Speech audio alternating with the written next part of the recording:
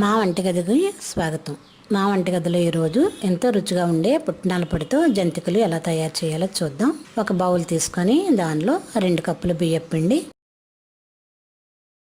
వేయించిన పుట్నాల పౌడర్ చేసి, పుట్నాల పౌడర్ 1 కప్పు,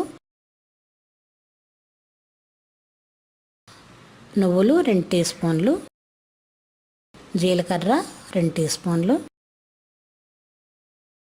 వాము 2 టీ స్పూన్లు, ఉప్పు రుచికి తగినంత, కారం 1/2 టీ స్పూన్ వేసి బాగా కలుపుకుందాం.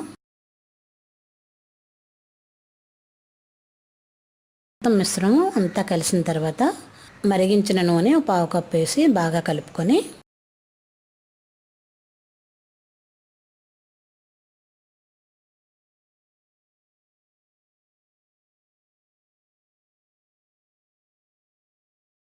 ఇప్పుడు దీనిలో కొద్దిగా నీళ్లు పోసి చపాతీ ముద్దలా కలుపుకుందాం.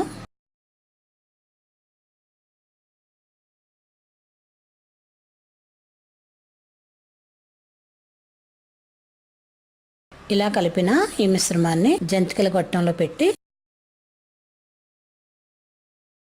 ఇప్పుడు స్టవ్ పై ఆయిల్ వేడి చేసుకొని ఇలా ముందుగా తయారు చేసిన జంతికల పిండిని ఇట్లా జంతికల్లో ఒత్తి 2 వైపులా దోరగా వేయించుకుందాం.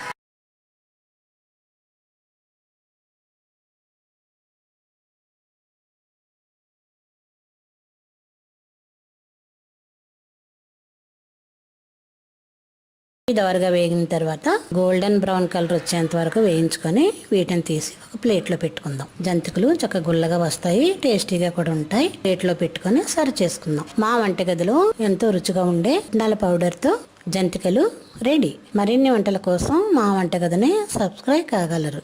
ధన్యవాదములు.